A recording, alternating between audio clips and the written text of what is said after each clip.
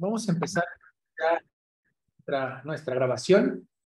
Buenas noches a todos, bienvenidos a nuestra sesión de los lunes. Y bueno, se postergó un poquitito por temas extra cancha, ¿verdad, Majo? Esta sesión. Pero bueno, pues el día de hoy voy a hablar acerca de derrame pericárdico en un neonatito. Van a presentarnos un caso clínico y bueno, coordina la doctora María José Pagán, todos la conocen, ella es anestesióloga pediatra que está en Puebla, en el Poblano, y la doctora Laura Montserrat, que es residente de anestesio del primer año en el Niño Poblano, nos hace el favor de presentar este caso clínico. Alura, muchas gracias, Majo, bienvenidas, y la palabra es suya. Muy bien, buenas noches a todos. Pues ya como antes hemos visto, me gusta presentar como en forma de caso clínico, sobre todo aquellos que tuvimos algún tipo de controversia o que nos deja no un mal sabor de boca, pero sí con muchas dudas en relación al manejo o las decisiones que se fueron tomando día a día. Alura tiene problemas con el audio, así que yo creo que voy a empezar yo. A ver, Alura, si quieres pasar la diapositiva. La siguiente. Bueno, se presenta, es un recién nacido femenino de 13 días el día de la cirugía de vida extrauterina, que eran 32.5 semanas de gestación corregidas al momento de la intervención. Y presenta un derrame pericárdico, por lo que se programa por el servicio de cirugía cardiovascular para la colocación de catéter venoso central y realización de ventana pericárdica. Así es como llega la programación al quirófano. Intentando investigar, pues es un recién nacido pretérmino que nace a las 31 semanas por ruptura prematura de membranas y tiene como diagnósticos apneas de prematuro. En una nota previa al procedimiento, un día previo de cardiología, comenta persistencia del conducto arterioso grande, sepsis neonatal tardía y estado posparo y probable síndrome de Cornell-Lange. La siguiente, Alu.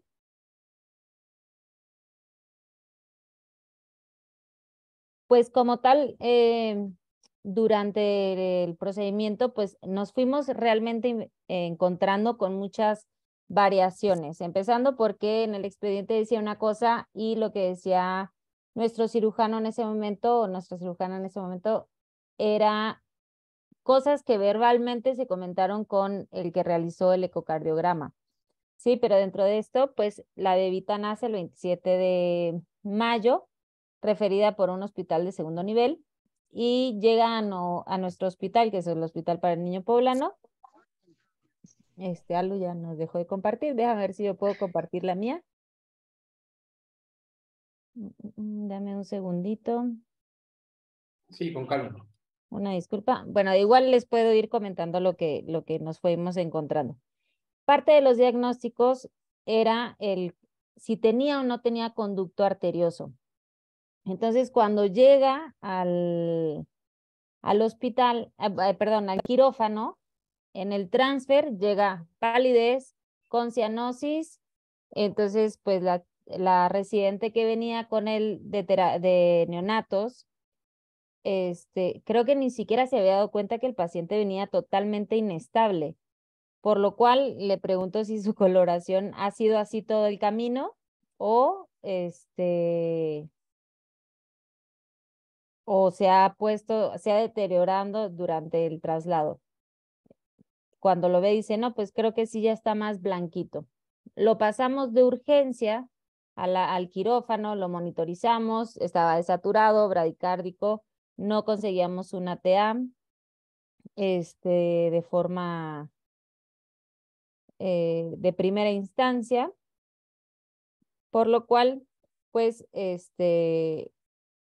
iniciamos la ventilación mecánica con un poco más de emoción, vamos a decirlo así, ¿no? Intentando recuperar a ese pequeño. Y ya de ahí se estabiliza y en lo que corroborábamos si la vía periférica estaba siendo adecuada, si las aminas que en ese momento venía con adrenalina estaba siendo adecuada, si estaba pasando adecuadamente, que es uno de los riesgos que tenemos cuando trasladamos un paciente, que los medicamentos que están pasando por un catéter se obstruya de alguna forma, la inadecuada ventilación, que es una de las principales causas de deterioro hemodinámico en el traslado. Y durante eso, que era mi residente, era la que estaba haciendo todo ese chequeo, vamos a decirlo, yo realizo un ecocardiograma digamos, rápido, ¿no? Ya estaba preparado el ultrasonido porque al saber que venía un paciente grave, o más bien con un derrame pericárdico para una ventana, pues ya sabemos que es un paciente que se puede poner inestable en cualquier momento del procedimiento. Entonces, retomando los antecedentes del pequeño, es el producto de la gesta 3, más de 31 años, nace por vía abdominal. Ya les comenté la ruptura de las membranas. Dentro de los antecedentes, la pequeña nace de 1,470 kg, una talla de 40 centímetros, sin tono, sin esfuerzo, que refiere a hacer un ciclo de ventilación con presión positiva. Apgar 5, 7 y 8, Silverman Anderson de 1, 2, Capurro de 31 semanas. Eso es lo que se reporta cuando llega al traslado. Dentro de la valoración de cardiología, el ecocardiograma transtorácico reporta, no se los voy a leer todo, solo la persistencia del conducto arterioso con boca pulmonar de 3,7 milímetros, boca aórtica de 5,5, longitud de 7, cortocircuito bidireccional, gradiente de 4, no derrame pericárdico al ingreso, no trombos ni vegetaciones. Eso fue la primera vez que lo ve nuestro servicio de cardiología. E inician tratamiento con paracetamol para el cierre del conducto. Bueno. Durante los primeros días de estancia, Alura, creo que ya te escuché. Hola. Por ahí. Sí, Eso. perdón. No pasa nada. Si quieres seguir aquí. Sí, claro. Perdón. Vamos a hacer cambio de personaje. Sígueles. Bueno, como ya les comentó la doctora, nosotros tratamos de investigar lo más posible del caso. Una vez que ingresa la nena al hospital, se dan cuenta que su catéter percutáneo no es funcional, entonces colocan uno nuevo el mismo día que ingresa. Y cuando cuando se recibe en el área de urgencias, que ingresa al área de UCIN, ella no estaba intubada, ella tenía apoyo de oxígeno suplementario mediante un casco cefálico. Sin embargo, sí llegó y presentó bradicardia, entonces decidieron iniciar manejo con adrenalina, 0,03 microgramos kilogramo por minuto. Cuando llega, les comentan a los médicos de la UCIN que por su antecedente de que había nacido con un Apgar 5 y que había tenido hipotonía, pues había iniciado tratamiento para apnea del prematuro. Entonces en el Hospital para el Niño Preulano empieza otra vez el tratamiento con cafeína, una impregnación y ya las dosis subsecuentes calculadas a su peso. Y a su ingreso también, debido a este antecedente, se le realiza un ultrasonido transfontanelar.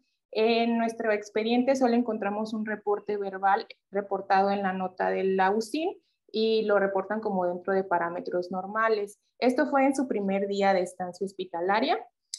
Durante la madrugada de ya el segundo día, presenta paro cardiorrespiratorio. Solo comentan en ese momento que fue un ciclo de reanimación que no ameritó medicamentos y es lo que nosotros encontramos en nuestras notas.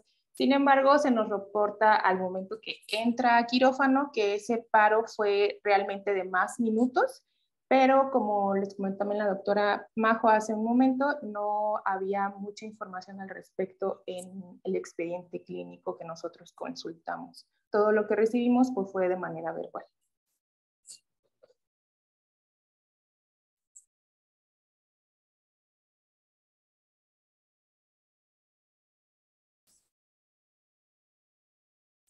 También creo que se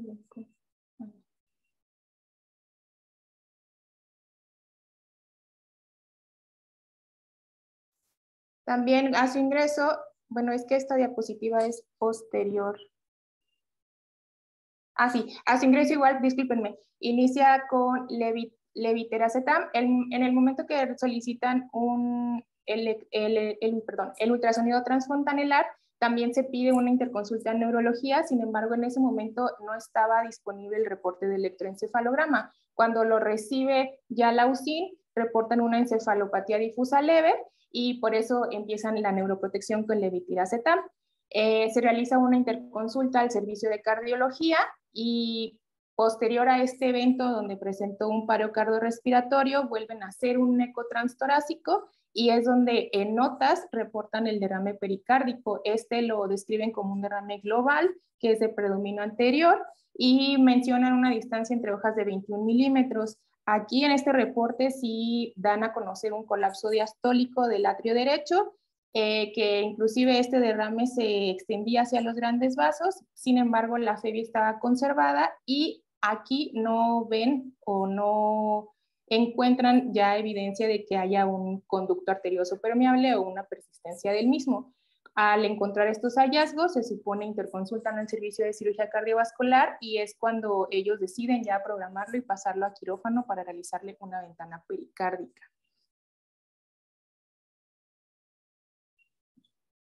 Fue manejado con una anestesia general balanceada. En su momento, cuando fue trasladado al área de quirófano, lo recibimos con ventilación mediante AMBU por parte del servicio de la UCIN. Sin embargo, cuando llega con nosotros, la bebé se encuentra pálida y se encuentra cianótica. Entonces, también en su momento, cuando llega, no tiene una monitorización como tal. Entonces, se decide pasarlo directamente a quirófano para recuperar la saturación y cambiar pues las condiciones que tenía.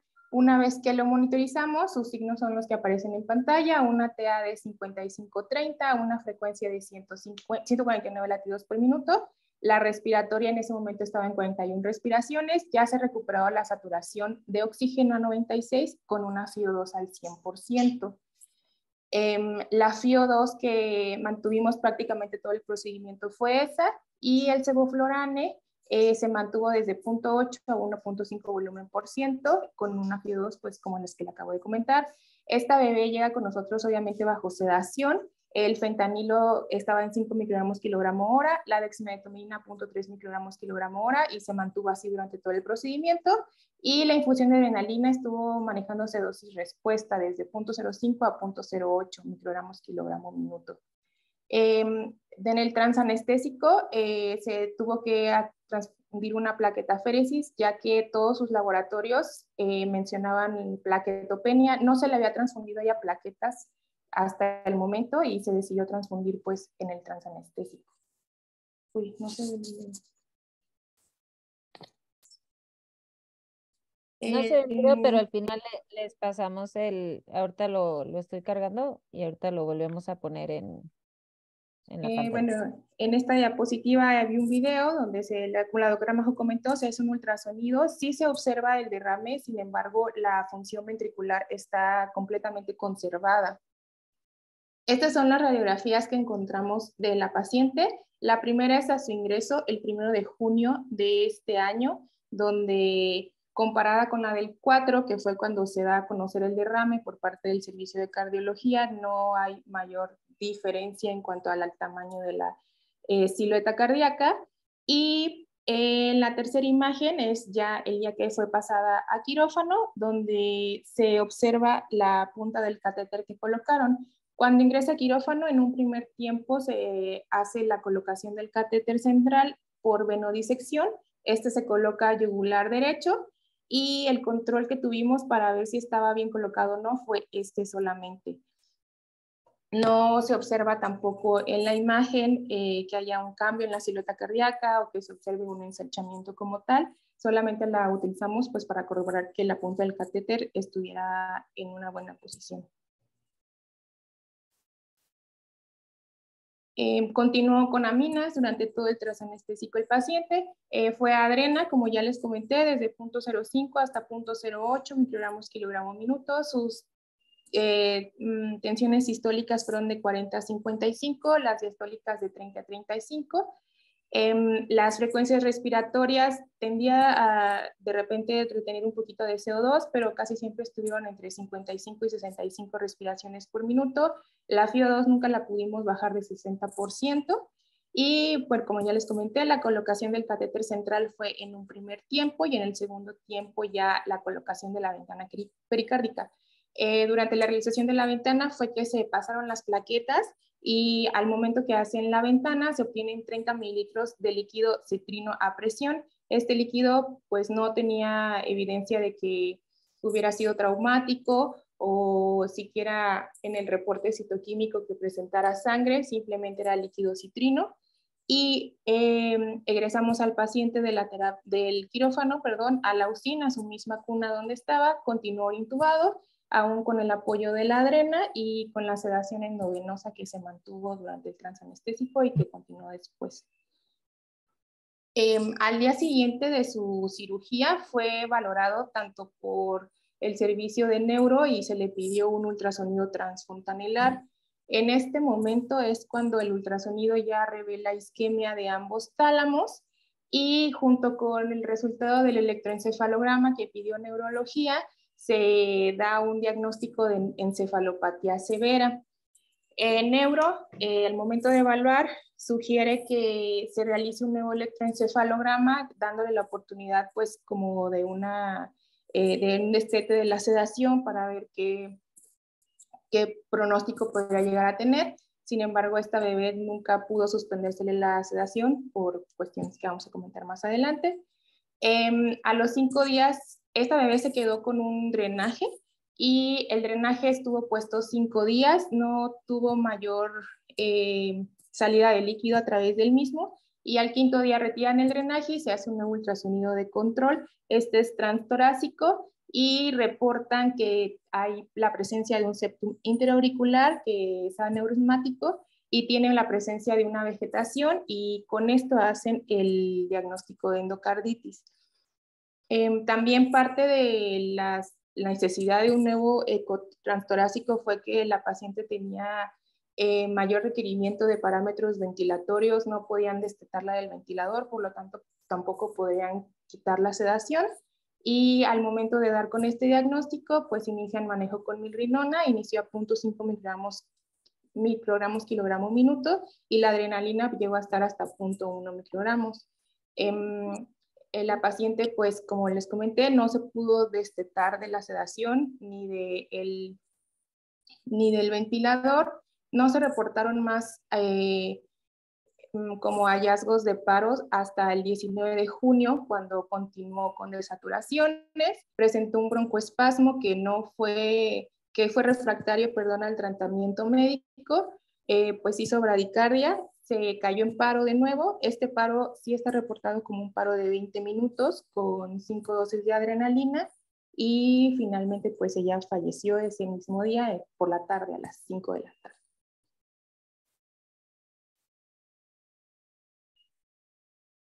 Hasta aquí. ¿Tienen alguna duda en lo que les pongo el video? Voy a dejar de compartir tantito para compartirles el video. ¿Alguna duda o comentario?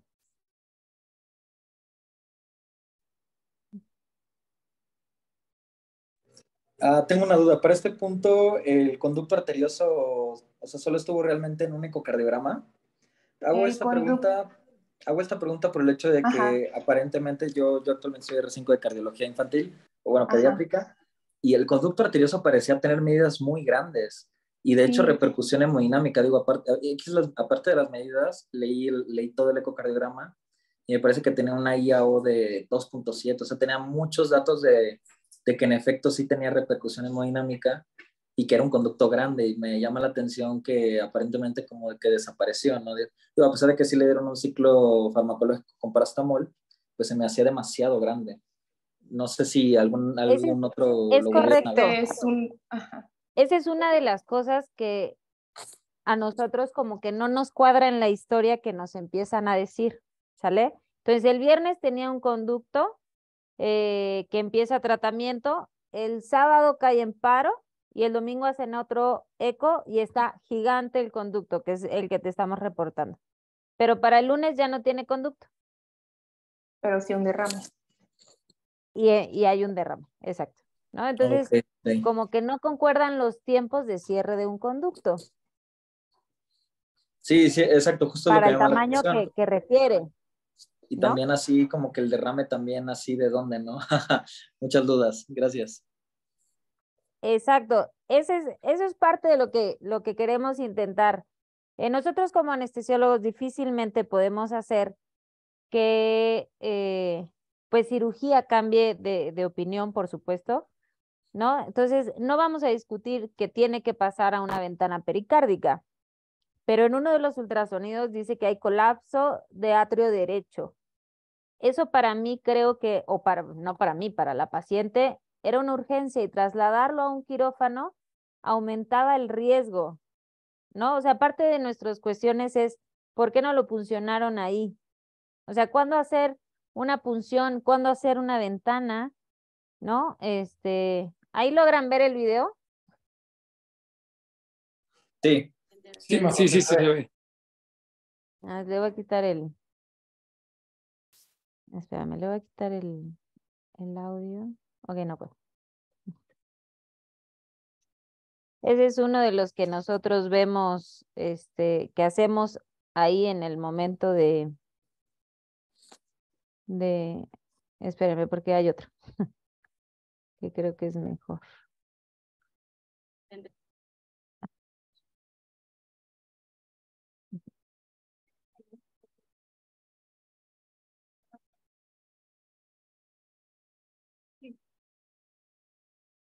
Mm, ujú. Perdonen, fallas técnicas, ya saben, como siempre hay algo. Entonces, este es el otro video.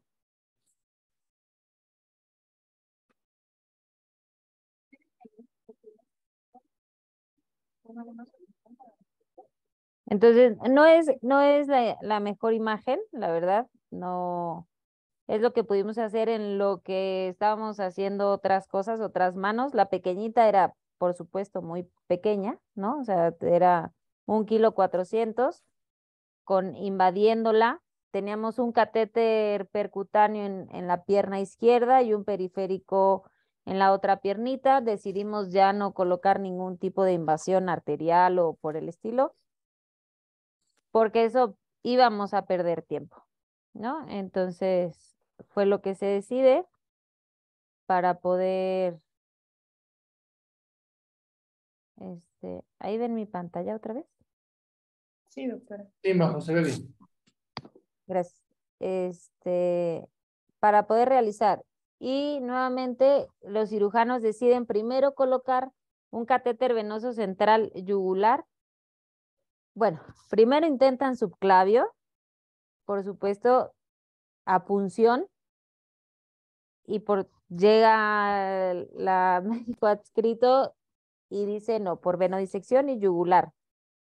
Entonces, en un paciente tan pequeño, hacer una punción subclavia, pues también no está indicado, o más bien los riesgos son mucho más grandes, ¿no?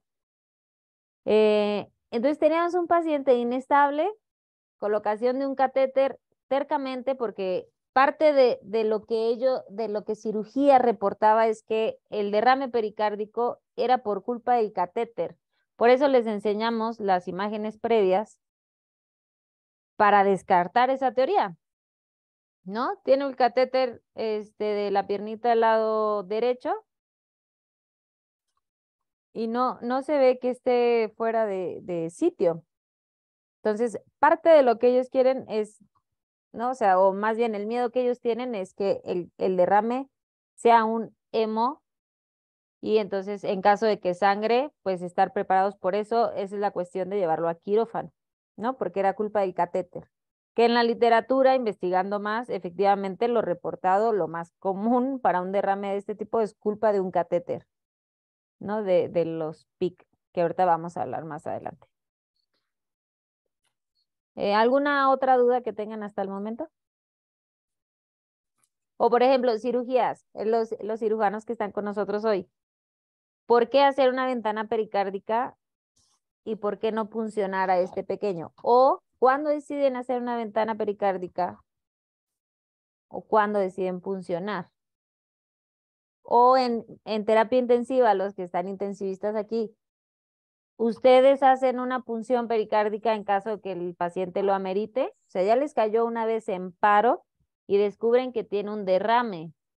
O el mismo cardiólogo, ¿no? O sea, ¿quién es el que se debe atrever a puncionar a estos pacientes en caso que lo ameriten? El doctor Bolio levantó la mano. Adelante, doctor. Sí, hola, buenas noches, Majo, qué gusto de verte. Más que nada aquí, bueno, sí, esas son las cosas que sí, yo creo que son controvertidas, ¿no? Porque, pues bueno, tú tienes un paciente, ya cayó en paro una vez, ya lo estudian, ven que tiene derrame pericárdico.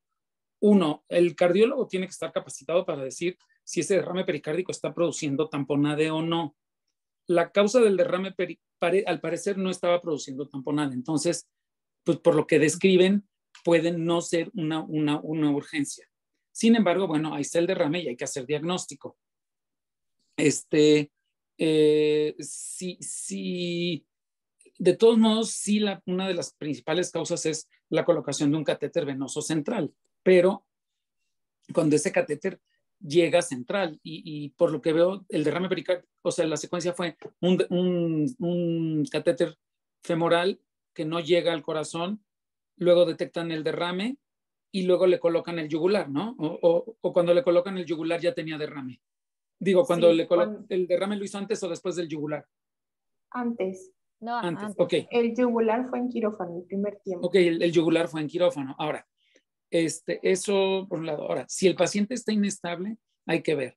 Y la otra, si no tienes una razón para el derrame pericárdico, pues bueno, hay derrames pericárdicos por pura falla cardíaca y tiene un conducto arterioso muy grande, pues la pura falla cardíaca y la presencia del conducto arterioso grande y los líquidos y eso pues produce derrame pericárdico que si no está colapsando el corazón, pues no es una urgencia y da tiempo. La verdad, yo creo que lo que se debió haber hecho es en ese panorama, haberlo puncionado en la cuna del paciente.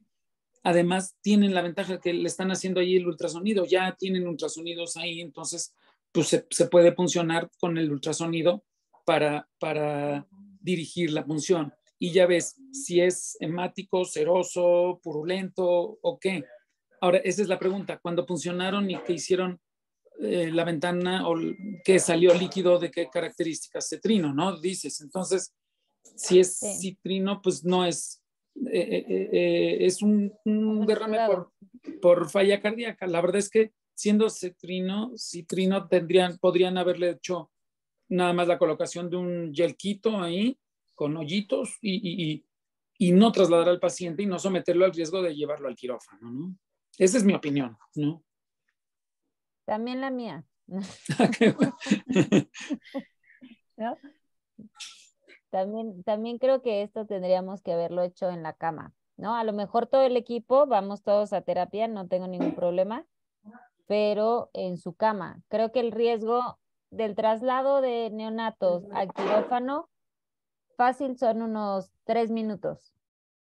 Bueno, si te apuras, ¿no? No sé, por ejemplo, una de mis quejas con el equipo es, la niña venía a mi gusto en paro, ¿no? Solo por el traslado. La causa del paro no estoy segura porque no sé si le dejaron de pasar los medicamentos o no sé si la ventilación fue inadecuada o se enfrió o sabe Dios. No, o el de mismo derrame empezó a hacer repercusión, que también pudo ser. Y bueno, tiene un paro previo que obviamente neurológicamente pues acabó con la pequeña, ¿no? Sí. Sí, incluso, fue? Exacto, la causa del paro en el traslado puede haber sido la isquemia cerebral que ella tenía, o sea, precisamente un problema neurológico, claro. El traslado de un paciente prematuro con problema neurológico, una isquemia cerebral o un infarto cerebral o lo que sea, pues de entrada eso te aumenta mucho el riesgo en un traslado. Entonces, el niño está muy inestable, lo trasladas y llega en paro, ¿no? Y ya, la verdad es que el derrame pericárdico probablemente era lo de menos, a la mera hora. No, eso es lo que creo yo también, ¿no? La nena tenía otros problemas que no se identificaron y la pusimos todavía más en riesgo haciendo un traslado, ¿no? Y una ventana, porque pues si ya sabemos que un catéter se puede infectar, una ventana el doble. Luis, ¿no? adelante. Sí, buenas noches. Pues Bueno, nada más aprovecho para recordar que la pericardiocentesis, la toracocentesis, la paracentesis precisamente son procedimientos diagnósticos y terapéuticos cuando la cavidad está en tensión en pacientes inestables, y es frecuente ver ese escenario, ¿no? El paciente está grave y dices tú, bueno, pero tiene una cavidad que está llena de líquido, y si no lo puedo mover ni a TAC para darme una idea de qué líquido es, pues ahí es bueno echar mano de estos procedimientos. claro, y parte de lo que decíamos, ¿no? Lo estás viendo con un ultrasonido, pues es ahí cuando lo debes de hacer. No, alguien me dijo que tenía un derrame y lo voy a picar a ciegas. No, ¿no? O sea, tienen ahí el ultrasonido, lo están viendo en ese momento por cuál lo diagnosticaron. Ahora, o sea, parte del cuestionamiento es, ¿quién hace esa punción? Pues yo creo que en un escenario donde hay un cirujano pediatra, pues Ahí no está estaba. capacitado. Ajá, sí, ahí los voy a salvar porque ahí todavía no estaba el cirujano. Y si no, Estaba pues un intensivista, un cardiólogo y bueno, pudieron haber llamado anestesio. Tampoco estábamos nosotros, nos vamos a salvar. Porque efectivamente, pues el que mejor lo debería de ser de primera instancia, a lo mejor el cardiólogo, pero yo creo que es el que mejor domine la punción guiada con ultrasonido. Yo hubiera llamado a un radiólogo que haga biopsias, que haga punciones guiadas con ultrasonido, si yo no me siento capaz. Miguel, adelante. Hola, hola otra vez. Bueno, realmente yo creo que justo algo comentabas era diferenciar cuándo drenar o no, cuándo en quirófano, cuándo es urgente. Aquí pues es importante recordar que pues una cosa es tener un derrame con y sin repercusión, y a su vez, y otra cosa también es un taponamiento cardíaco, ¿no? Como bien comentaba el doctor Bolio, justamente pareciera que el paciente no tiene taponamiento cardíaco, lo que tiene es un derrame con repercusión hemodinámica. Justamente el colapso de cavidades, bueno, de la aurícula derecha, habla pues de esta repercusión. También es importante, varias veces mencionó durante la plática que decían que tenía la FEBI bien. Es importante recordar que justamente como tiene el derrame, las cavidades se colapsan con mucha mayor facilidad, y justamente a pesar de que tenga la FEBI bien, pues aún así puede tener una disfunción diastólica muy importante y problemas de llenado justamente de las cavidades a nivel de los atrios, ¿no? Entonces, pues bueno, es importante recordar que la FEBI esté bien no quiere decir que el paciente no tenga repercusión hemodinámica. Y bueno, yo creo que en este caso el paciente sí era candidato a drenaje en cama, y estoy de acuerdo, bueno, no soy residente de cardiología, que ahí con el ultrasonido ahí se puede haber hecho una punción guiada por el cardiólogo. O sea, tú sí te animarías de yo soy cardiólogo, lo voy a puncionar. Es que muchas veces lo que nos hace Con mi falta es adscrito, sí, digo, yo todavía como bueno, residente. ahora eres residente, ok, Pero sí, pero con mi adscrito mañana sí. vas a ser adscrito y tú lo vas a hacer. Sí, la realidad es que ¿no? sí, más porque realmente ahí tengo el ultrasonido, justamente el ecocardiograma, en un subcostal puedo ir viendo la aguja hasta penetrar el pericardio, y mientras voy succionando y sin problema se puede hacer el drenaje del derrame. El drenaje del derrame, más si estoy viendo que tiene cavidades, justamente como ya cayó el paciente en paro. Y si el paciente está inestable, definitivamente era mucho mayor el riesgo de llevarlo a quirófano y hacerle una ventana, que hacer un drenaje en cama y posteriormente después hacer la ventana con un paciente mucho más estable. Sí, no, todavía se esperaron un día para llevárselo. O sea, no lo drenaron, lo intentaron estabilizar, subieron aminas, pusieron líquidos, quitaron líquidos, hicieron una reanimación que no está bien establecida en las notas, por eso no lo quisimos poner, porque no, la verdad es que no sabemos exactamente qué se hizo. La segunda causa es, a ver, si el problema es una falla cardíaca, como lo dijo el doctor Bolio, me estoy enfrentando a un paciente, pero si es el catéter es otro paciente, ¿no? O sea, este me va a hacer choque hipovolémico una vez que drenen, pero si es un problema, tengo que apoyar primero el corazón, ver si ese conducto está permeable, ¿no? Que no es persistencia, solo es que está abierto y el pequeño todavía tiene escasos días de vida, ¿no? No es una persistencia del conducto, más bien solo es un conducto permeable. También parte de los términos de poner adecuados términos es importante, ¿no? Entonces, yo como anestesióloga, pues sí me quejo de que no hay un diagnóstico, el tratamiento, o sea, más que no hay un diagnóstico, no hay una nota que me especifique cómo va la historia, porque todo esto fue verbal y muchas de las notas que les estamos enseñando ahora son puestas días posteriores al procedimiento quirúrgico, ¿no? Entonces, ok, ya, vimos en quirófano que el catéter no fue la causa del derrame, pues busquemos la causa y creo que a nadie le importaba la causa, sino solo drenarlo y creo que lo más importante era la causa y no drenarlo, porque si no repercutía probablemente podíamos ni siquiera drenarlo y hacer otra cosa. Tampoco sabemos si el derrame fue causa del paro o después del paro y parte un poco de las maniobras entre líquidos, falla cardíaca, provocó el derrame. No sabemos qué fue primero. Esa es otra realidad. Majo, yo creo que están bien establecidos los criterios clínicos y incluso ecocardiográficos de un derrame pericárdico y en qué momento ese derrame pericárdico hay que drenarlo. No, o sea, en cualquier libro de urgencias de pediatría viene punción pericárdica y cómo se hace el diagnóstico de clínico de tamponade aún sin ecocardiograma. Entonces, yo creo que sí, no, el taponamiento, sí, que la niña nunca tuvo taponamiento. Sí, no, pero entonces incluso precisamente por eso la indicación de puncionarlo. La verdad es que yo creo que lo debe poder funcionar cualquiera. Cualquiera, me refiero a un especialista, pues el neonatólogo, el intensivista, el cardiólogo pediatra es el que más debe estar entrenado para eso, pues el cardiólogo clínico, no el cirujano.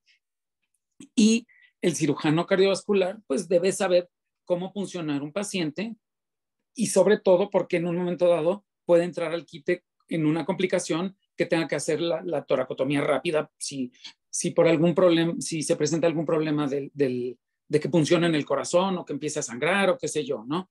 Pero estrictamente hablando, el decidir funcionarlo o no, o sea, si se va a hacer una ventana pericárdica, yo creo que debieron haber tomado la decisión de hacer ventana pericárdica una vez que lo hubieran intentado funcionar y no hubieran logrado sacar nada.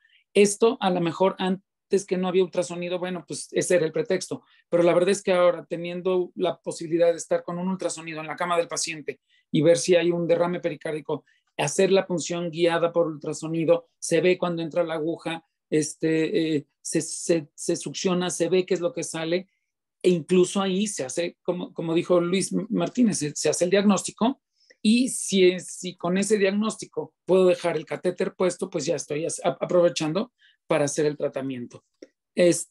Yo creo que el niño tuvo otras complicaciones. O sea, la verdad es que lo puso mal no fue necesariamente el derrame pericárdico, pero sí el procedimiento de ventana, de tratar de hacer la ventana pericárdica, pues sí es un procedimiento que repercute en el paciente. Entonces, yo creo que no tiene o no nos debemos hacer bolas, ¿no?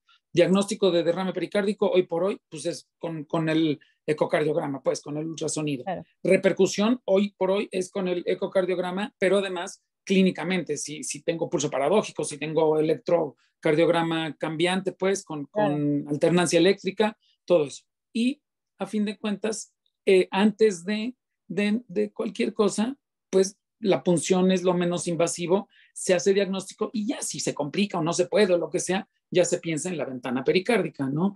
Nosotros muchas veces hacemos primero punción no nos sirve la punción por lo que sea, porque es pus, porque ya no drena, por lo que sea, por lo pronto el paciente se estabiliza y ya se hace la ventana pericárdica dirigida después. Claro. Bueno. Bueno, intentamos hacer una revisión bibliográfica, pues la verdad es que hay muy poco sobre el tema, sobre todo en el neonato, y la mayoría va a causa del catéter, como ya comentamos. Entonces, Alura, si quieres hacer la revisión. Claro. Bueno, tenemos dos bibliografías. La primera, que es esta en la pantalla, nos habla acerca de un metaanálisis acerca de la incidencia y la mortalidad que puede haber en los casos en los que los neonatos se presenta un derrame pericárdico justamente por un mal posicionamiento del catéter.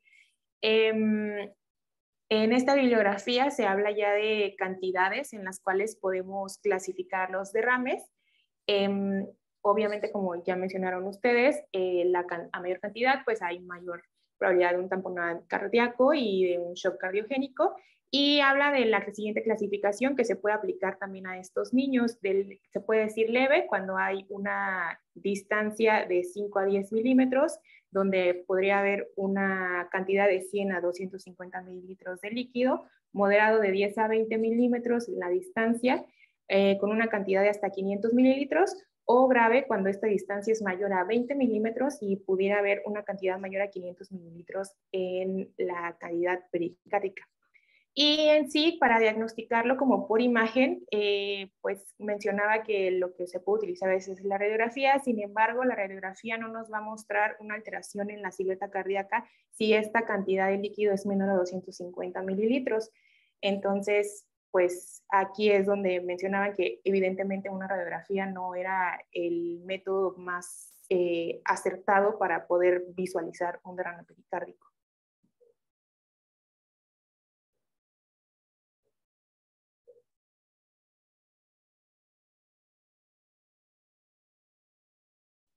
En esta metaanálisis, todos tanto los cohortes como los reportes de caso que se revisaron hablan de los 4 tipos de catéteres que se pueden colocar en los neonatos, que pueden ser los centrales de inserción periférica, que son los PIC, los catéteres venosos centrales con guía y los catéteres venosos centrales de inserción quirúrgica o por disección como tal. Hablaban de la importancia de los catéteres para este grupo de pacientes, ya que se utilizan no solo para reanimación, sino también en la mayoría de los casos, sobre todo en niños pretérmino, la necesidad de recibir nutrición parenteral, y habla de que por ahí de 1989 la FDA, después de varios casos que se empezaron a publicar de derrames pericárdicos justo por la colocación de los catéteres, recomienda que el catéter al momento de colocarse permanezca fuera de la silueta cardíaca, ya que puede haber movilización o el hecho de colocarlos más adentro puede ocasionar esta complicación como tal. Podemos pasar a la siguiente diapositiva, por favor.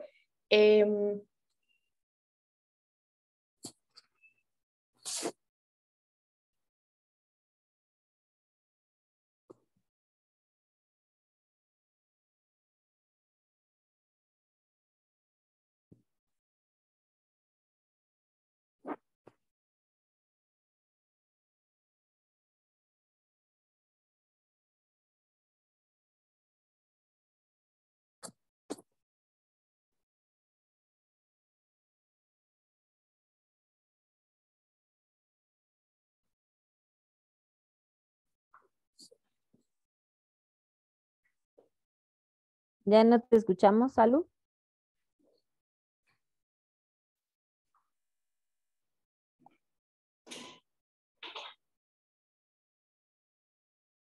Aluram.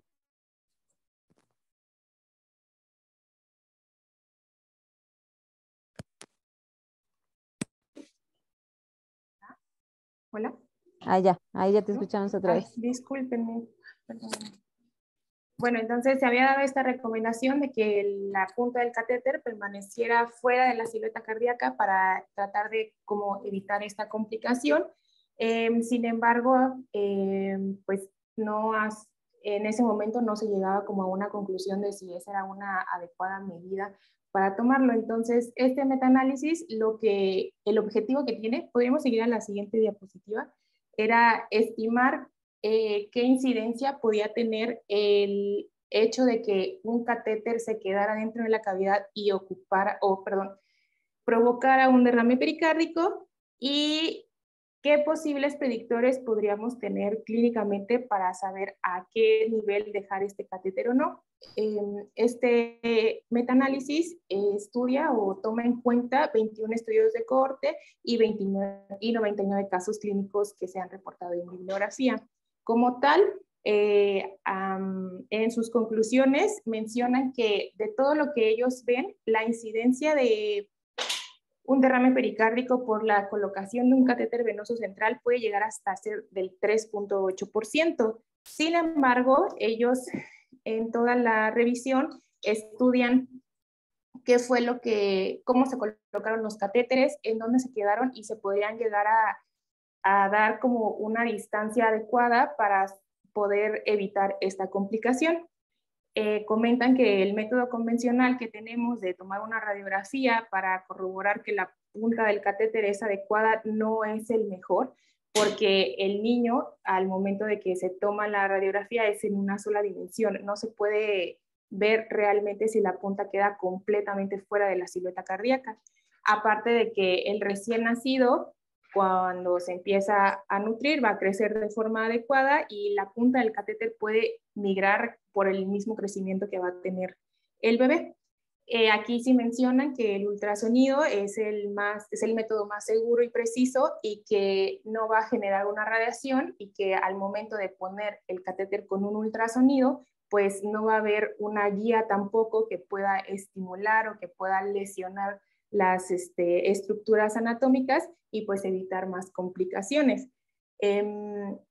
Pero pues hoy en día, dependiendo la instancia de salud en la que estemos o el nivel de referencia en el que estemos, no siempre se va a poder optar por el uso del ultrasonido para poder lograr ver la punta del catéter, o que en su momento las personas que se encuentran manejando al paciente no cuenten con la experiencia adecuada para poder localizar de forma adecuada la punta del catéter y que puedan visualizar que realmente está bien colocado.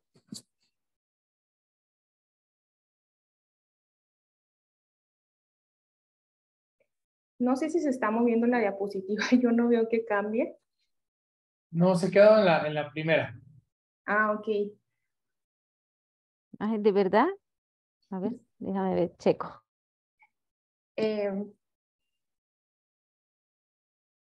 Entonces, hasta el momento de la incidencia, comentan que la incidencia es del 3.8%, y que la forma más adecuada de poder visualizar la punta del catéter, lo que más recomiendan obviamente es visualizarlo con un ultrasonido como tal. Si podemos dejar de utilizar la técnica que tenemos casi todos, o por ejemplo yo que no me fui formando en instituciones de tercer nivel, le hago una radiografía o ver que en su momento el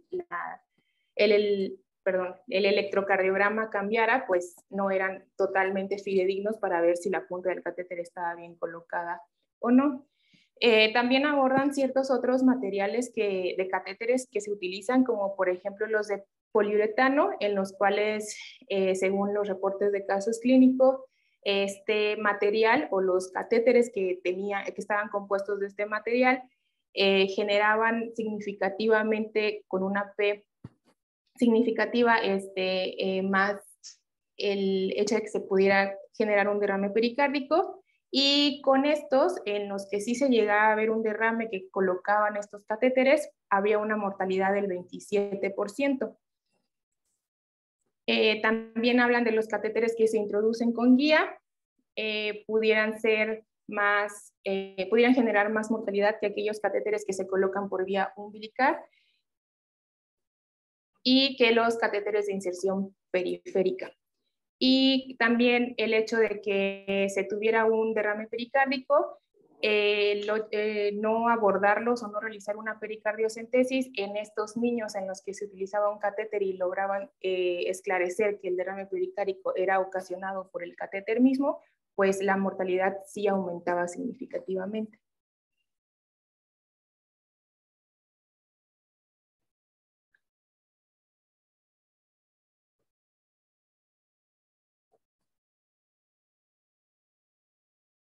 Esa era como la primera revisión de nuestra primera bibliografía. A grandes rasgos, que sí, que colocar un catéter con guía generaba mayor incidencia de un derrame pericárdico, que el método convencional de rayos X no era lo que deberíamos seguir haciendo, que se recomienda el uso del ultrasonido, ya que no nos radiamos, es más seguro y podemos verlo directamente, y pues evitar el uso en lo posible de no utilizar una guía como tal.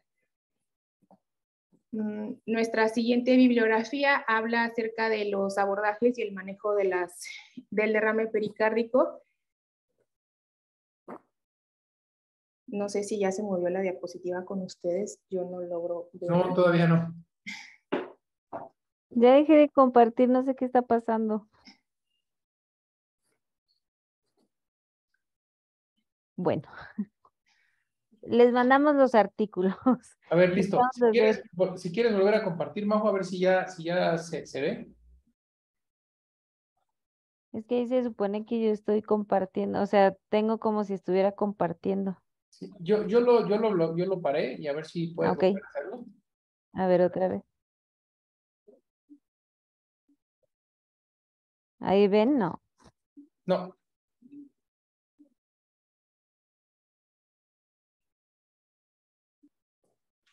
No, es que aquí dice, deja de compartir. No, no sé qué está pasando. ¿Quieres mandarme tu presentación o si quieres irnos comentando el último mientras me la mandas, Sí. yo comparto el último? Sí. Si quieres, síguela comentando, yo se lo mando a...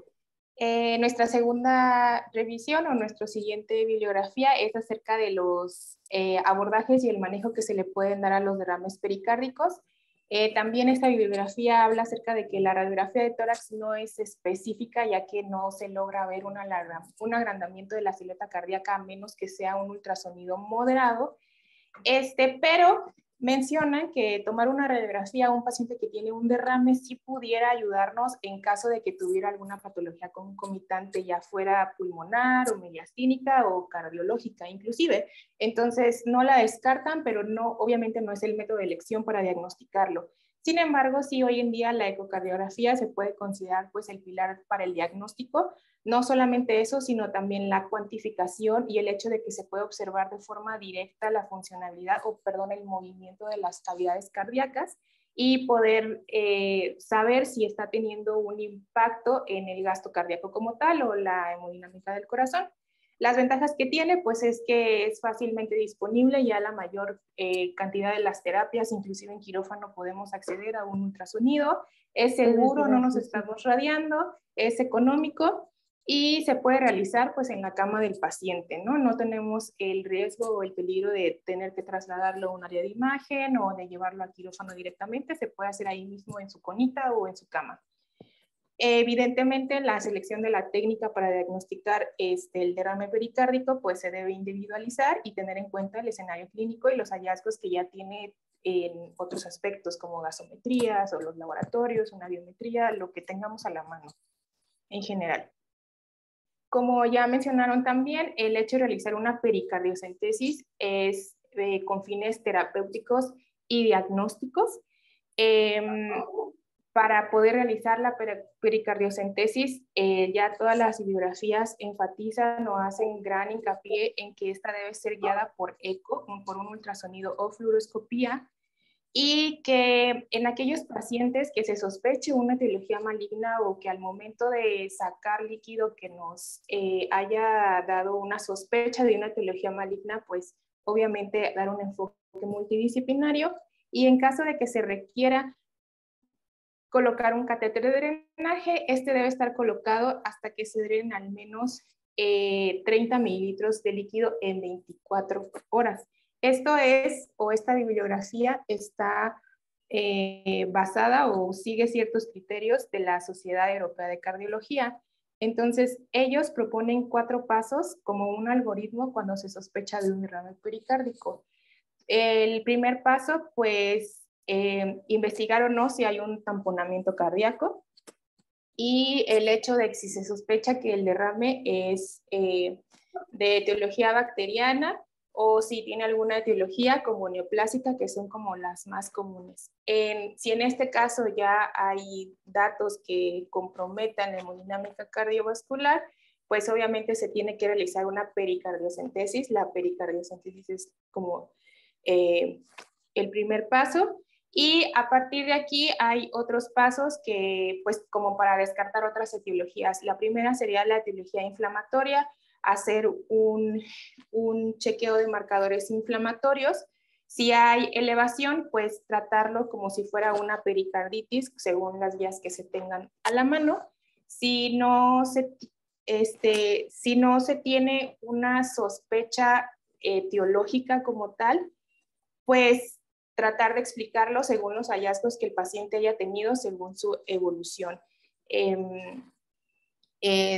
Según cómo se haya presentado o cómo haya desarrollado su patología en este momento, pues tratar de explicar qué está sucediendo y por qué está pasando ese derrame pericárdico. Y si es un paciente que tiene otras comorbilidades, pues tratar esas comorbilidades para ver si pueden resolver el derrame pericárdico como tal. Y bueno, el cuarto paso, pues, del algoritmo sería, pues, basado en que si no sabemos totalmente la etiología, o sea, si creemos que, o si se le da la etiología, pues, idiopática, se pudiera hacer un seguimiento según el tamaño y la duración que tiene este derrame pericárdico. De aquí mencionaban como un punto de corte 3 meses. Si era un derrame pericárdico nuevo, o sea, menor a 3 meses, se podía hacer un seguimiento con ecocardiogramas para ver o no si ese derrame pericárdico ha seguido creciendo o se ha mantenido. Mencionaba que se pudiera hacer 2 a 4 semanas para ver si cambian las características del derrame en la imagen como tal. Y si es crónico, pues valorar si el paciente está estable, pues se puede seguir a cada 3 o 6 meses. Y si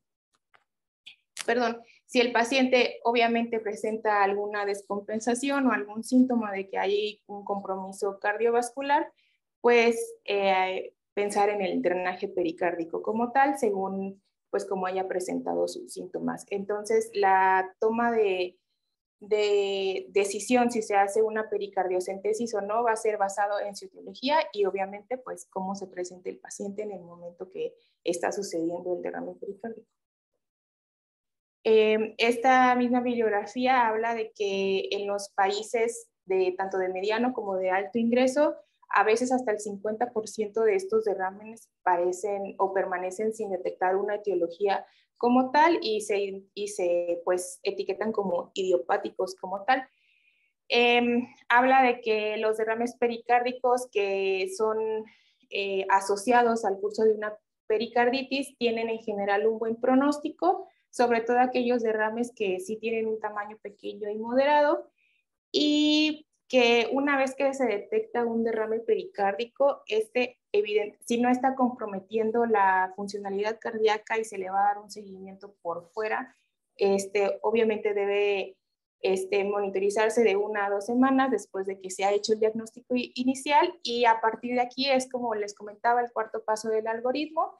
Se puede seguir siguiendo cada 3 o 4 semanas, o sea, 1 mes más o menos. Y en caso de que el derrame permanezca de esta forma, o sea, que ya haya pasado 1 mes, 2 semanas estable y 1 mes estable, ya se le puede dar hasta un seguimiento de cada 6 meses, inclusive sin necesitar una pericardiocentesis en ese momento.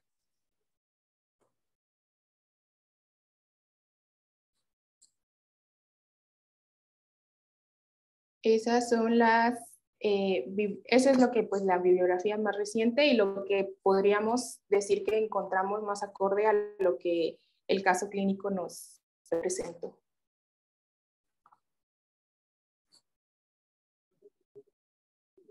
De acuerdo, muchas gracias. Pues ya después de batallar un poquito ahí con la tecnología, pero creo que quedó muy claro. No sé si tengamos comentarios, preguntas.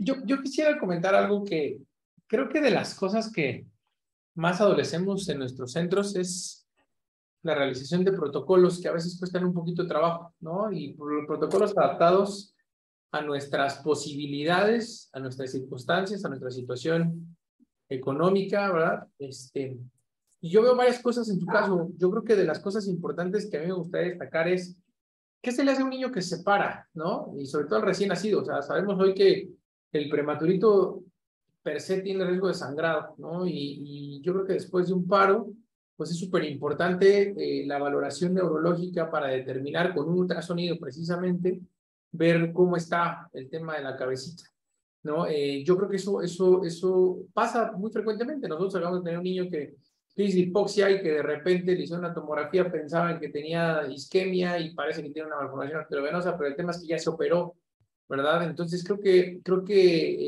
por ahí nos escribió una neonatóloga que a fin de cuentas el ultrasonido transfrontal en el niño cardiópata y no cardiópata, a fin de cuentas creo que es fundamental y desde ahí tendríamos que partir para eso. Los protocolos de traslado, ¿no? Que bien, están muy bien establecidos y la realidad es que muchas veces pues los dejamos pasar, ¿no? Y mismos nosotros cirujanos que hay que bajar al niño y ya bájalo porque me están esperando y corre, etcétera, etcétera, ¿no? Otra cosa que yo veo es la planeación de las estrategias quirúrgicas. Yo creo que o sea, es muy difícil ya pensar en bájalo y vemos qué hacemos, ¿no? Esto en función del catéter, por ejemplo, ¿no? Yo creo que una presentación o un análisis de los procedimientos, pues el cirujano debe saber qué va a hacer como primera opción. Por supuesto que pueden existir alternativas y puede haber variaciones, ¿no? De acuerdo a los hallazgos trans. Pero pues evidentemente mi habilidad me da para poner catéteres subclavios en niños menores de 1,5 kilos, pues entonces es el protocolo y es la primera opción. Pero si no, bueno, pues entonces tengo que hacer una venodisección yugular interna, ¿no? Que probablemente en el niño prematuro y el recién nacido, pues es una vía de acceso que el cirujano domina y domina bastante bien, ¿no?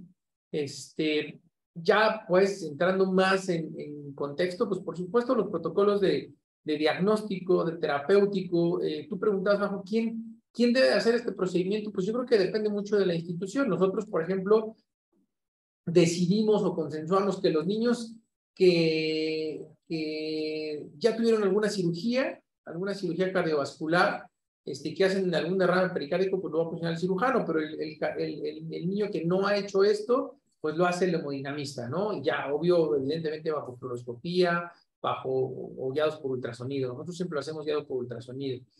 Como bien ya lo comentaron, de nuestra primera intención antes de hacer una ventana pericárdica es hacer una punción con un catéter multipropósito o algo similar, y eso funciona al final del día con una ventana pericárdica a menos de que algo pase. Es decir, creo que esos protocolos escritos, ¿no? Hacen que al final del día, pues estos errores o no errores, ¿verdad? Pero sí estos desenlaces fatales, pues cada vez sean menores, ¿verdad? ¿Por qué? Porque ¿qué hubiera pasado si al niño lo meten a quirófano, le hacen el drenaje del derrame, después el que se va a su casa? O sea, no estaríamos hablando de esto, ¿verdad? Que ese es lo habitual, ¿no? Esa es como la evolución habitual de un derrame pericárdico y de un niño prematuro que tiene un conducto y que hay que ponerle un catéter.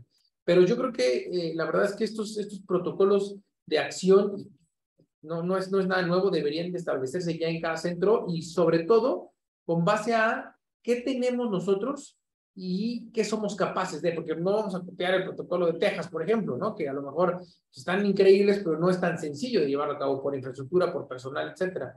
Pero creo que eso es lo que a mí me deja esta sesión. Estoy totalmente de acuerdo contigo que hay que protocolizar pues todos los procedimientos, ¿no? Desde que el niño cae en paro, el expediente clínico, que pues es tedioso y a veces uno está cansado y no quiere hacer la nota correspondiente, pero creo que es fundamental, ¿no? Un expediente clínico, pues de primera instancia que diga la verdad, ¿no? En tiempos y formas, porque muchas veces maquillamos, ¿no? No todos lo han hecho, nadie lo va a negar, pero malamente lo hemos hecho, ¿no? El protocolo de paro, protocolo de traslado, que creo que es de los que deberían estar más importantes en todos lados, ¿no? O sea, de las terapias a quirófano, de quirófano a las terapias, cómo se entrega un paciente de uno y otro, y se ha perdido, por lo menos en mi hospital, se ha perdido un poco por los egos que hay entre cirujanos y entre todos, ¿no? Cirugía, anestesio, terapias.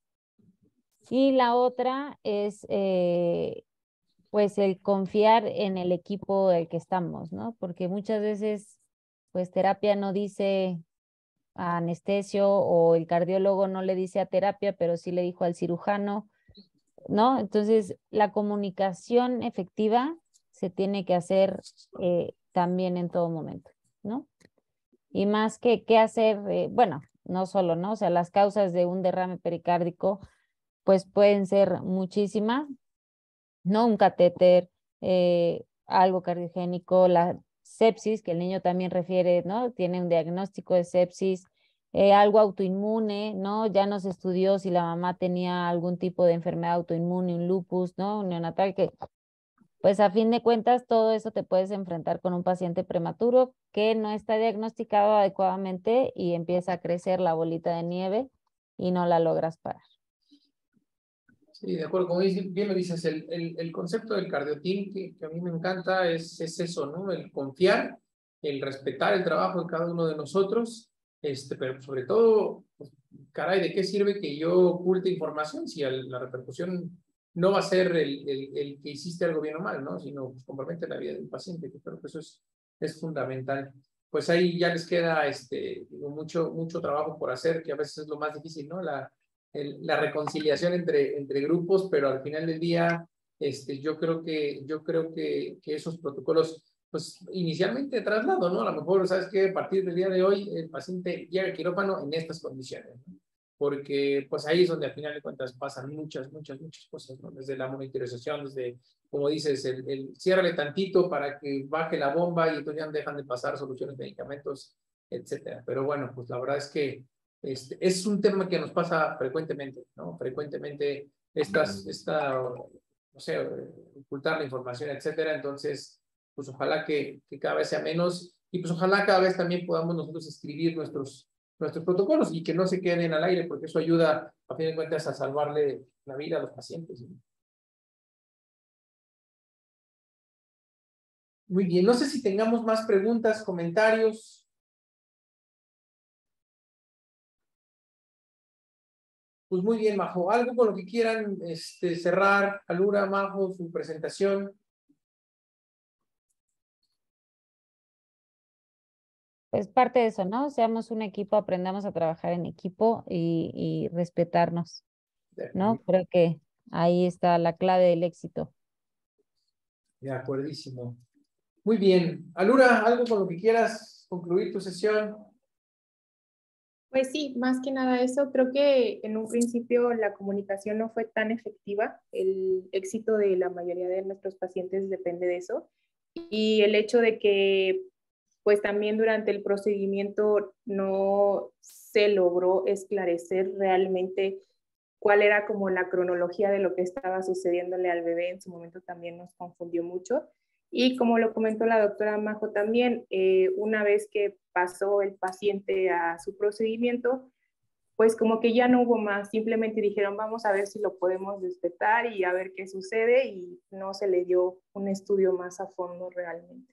Entonces creo que sí, esclarecer realmente un diagnóstico de nuestros pacientes es fundamental y el hecho de que haya una comunicación adecuada nos da todo el éxito en todos los casos. De acuerdísimo, perfecto. Norma dice, sí, pues recordar las bases, ¿no? Que también es lo más importante. Iniciar y partir de cero siempre es fundamental. Bueno, pues la próxima semana le toca presentar al doctor Miguel Medina Andrade, es cirujano cardiovascular que está en la ciudad de Guadalajara. Ya nos hará llegar el tema y los artículos. Les agradezco mucho, que tengan todos muy buena noche y nos vemos la próxima semana. Bye, bye. Gracias. Buenas noches, bye. Bye, bye.